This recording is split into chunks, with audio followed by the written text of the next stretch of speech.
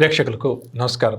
సంఖ్యాశాస్త్రరీత్యా July నెలలో జన్మించిన వ్యక్తుల యొక్క బలాలు, బలహీనతలు, వీరి యొక్క వ్యక్తిత్వం, ఆలోచన విధానం, జీవితంలో వీరు సాధించే విజయాల శాతం ఏ మేరకు ఉంటుంది అన్న అంశాల గురించి మనం వివరంగా ఈరోజు మాట్లాడుకుందాం. ఏ సంవత్సరమైనా జూలై నెలలో జన్మించిన వారి విషయానికి వస్తే ముఖ్యంగా వీరిని ఒక్క మాటలో చెప్పండి అంటే అదృష్ట జాతకులుగా పేర్కొనవచ్చు.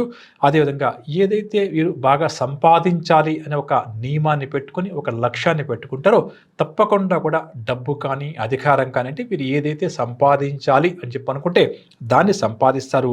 ప్రధానంగా నేను ఒక్కడు బాగుంటే చాలదు, నా కుటుంబం బాగుంటే చాలదు, నలుగురు కూడా బాగుండాలి అనే ఒక గొప్ప ఆలోచన విధానం కలిగిన వ్యక్తులుగా వీరి గురించి చెప్పవచ్చు. అంటే ఏంటంటే సాధ్యతలు మనందరం ఎలా అనుకుంటాం, నేను బాగుంటే చాలు, నేను డబ్బు సంపాదించుకుంటే బాగుండు, నా ఫ్యామిలీ బాగుంటే చాలు అని చెప్పి అనుకుంటూ ఉంటాం కదా. అలా కాకుండా ఈ జూలైలో జన్మించిన వారు కేవలం తమ ఒక్కరు బాగుంటే సరిపోదు, నలుగురు వ్యక్తులు కూడా బాగుండాలి అని చెప్పి ఎక్కువగా కోరుకుంటూ ఉంటారు. దానికి సంబంధించిన విధంగానే వీరి యొక్క జీవన విధానం కూడా కొనసాగుతుంది.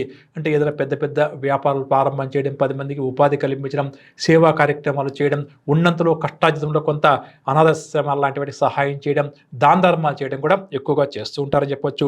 అదేవిధంగా తెలివితేటలు బాగా ఎక్కువ, క్షణంలో నిర్ణయాలు తీసుకునే శక్తి, ఎదుటి వ్యక్తి మనసులో ఏముందో గ్రహించే శక్తి కూడా వీరికి కాస్త అధికంగా ఉంటుందని చెప్పవచ్చు. అదేవిధంగా ఏదైనా తెలుసుకోవాలి అని చెప్పి అనుకుంటే వెంటనే తెలుసుకుంటారు. ముఖ్యంగా ఎదుటి వ్యక్తులకు మాత్రం వీరి యొక్క ఆలోచన విధానం కానీ వీరి యొక్క మనస్తత్వం కానీ ఏమాత్రం కూడా అర్థం కాకపోవచ్చు.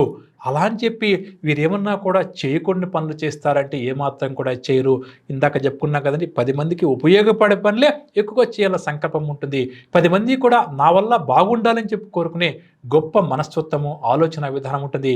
కానీ ఎదుటి వ్యక్తులకి, కుటుంబ సభ్యులకు కావచ్చు, బంధువులకు కావచ్చు, స్నేహితులకు కావచ్చు, సమాజానికి కావచ్చు, వీరు ఓ పట్టానా కూడా అర్థం కాకపోవచ్చు. అంటే ఏంటి ఇలా చేస్తున్నారు, ఏంటి ఇలా ఆలోచిస్తారని చెప్పి అనుకుంటాం. కానీ వీరు ఏమి చేసినా కూడా తెలివితేటలతో చేస్తారు అని చెప్పక తప్పదు. ఇక అదేవిధంగా వీరు ఏదైతే నమ్మి చేశారో దాంట్లో ప్రధానంగా కొన్ని సందర్భాల్లో మనం కొన్ని నమ్మి చేస్తూ ఉంటాం, నష్టపోతూ ఉంటాం, కష్టపడుతూ ఉంటామండి.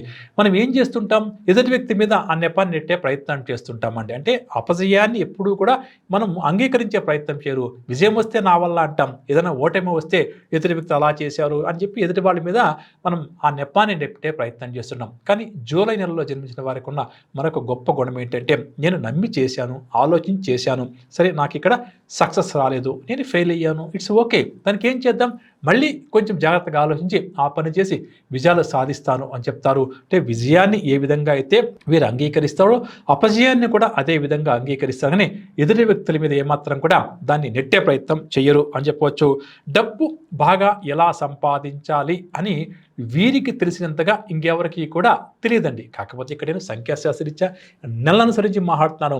ఆ తర్వాత వారి యొక్క జాతకము, గ్రహాలు, వ్యాపారం చేయవచ్చా లేదా ఉద్యోగం అనేది వేరే విషయం. ఇక్కడ మనకు అర్థం, ఒక వ్యక్తి యొక్క ఆలోచన విధానం అర్థం కావడం వరకు తప్పకుండా కూడా ఇది ఉపయోగపడుతుంది అని చెప్పవచ్చు.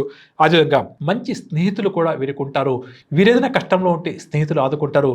వీరి శత్రువు కూడా కష్టంలో ఉంటే వీరు వారిని ఆదుకునే ప్రయత్నం చేస్తారు. ముఖ్యంగా తమ దారిలోకి తెచ్చుకోవడమే కాకుండా వారు ఏదైనా కష్టంలో ఉంటే వారికి కూడా చేయూతను అందిస్తారు అని చెప్పొచ్చు. ప్రయాణాలు చేయాలి అన్న కోరిక ఎక్కువగా ఉంటుంది. మొదట్లో అంటే వీరి యొక్క వృత్తి జీవితం ప్రారంభమైనప్పుడు కాస్త తక్కువగా ప్రయాణాలు చేసి, ఎందుకంటే పని ఒత్తిడి అధికంగా ఉంటుంది కదా. ఆ తర్వాత ఒక స్టేజ్కి వచ్చిన తర్వాత, డబ్బు బాగా సంపాదించిన తర్వాత వీరు సంపాదించిన డబ్బును దేశ విదేశాలు చూడడానికి, లేకపోతే ఆధ్యాత్మిక ప్రాంతాలు పర్యటించడానికి ఎక్కువగా డబ్బు ఖర్చు చేస్తూ ఉంటారు. అంటే ప్రయాణాలు చేయడం అంటే వీరికి బాగా ఇష్టంగా చెప్పవచ్చు. కానీ కొన్ని సందర్భాల్లో తొందరపాటు వల్ల వీరికి కొన్ని కష్టాలు, నష్టాలు కూడా వచ్చే అవకాశం ఉంది. కాబట్టి దీన్ని కూడా వీరు గుర్తించుకోవడం చాలా మంచిది. ప్రయాణాలు చేసినప్పుడు కానీ ఎక్కడైనా వేరే ప్లేసెస్కి వెళ్తే కూడా అక్కడ కూడా వీరు తమకంటూ ఒక సర్కిల్ని తయారు చేసుకుంటారండి. అంటే ఫ్రెండ్షిప్స్ అంటే ఎక్కువగా చేస్తూ ఉంటారు. కాబట్టి జీవితంలో వీరికి ఏదైనా ఒక కష్టమో నష్టమో వస్తే వీరు ఫ్రెండ్స్ నుంచి ఏమీ ఆశించకపోయినా వారు వచ్చి వీరికి సహాయం చేస్తారు. అదేవిధంగా స్నేహితులు కానీ శత్రువులు కానీ కష్టంలో ఉంటే కూడా సహాయపడేటువంటి గొప్ప గుణం వీరి సొంతం అని చెప్పవచ్చు. ఇక కష్టపడడానికి తయారుగా ఉంటారు. సాహసోపేతమైన పనులు చేయడానికి, అంటే రిస్క్ తీసుకోవడం కూడా ఎప్పుడు కూడా వీరు సిద్ధంగా ఉంటారు అని కూడా చెప్పవచ్చు. ఇక ఆరోగ్య విషయానికి వస్తే సమయానికి భోజనం చేయకపోవడం, సరైన నిద్ర లేకపోవడం వల్ల కొన్ని అనారోగ్య సమస్యలు ఎక్కువగా వీరికి తలెత్తే అవకాశం ఉంది.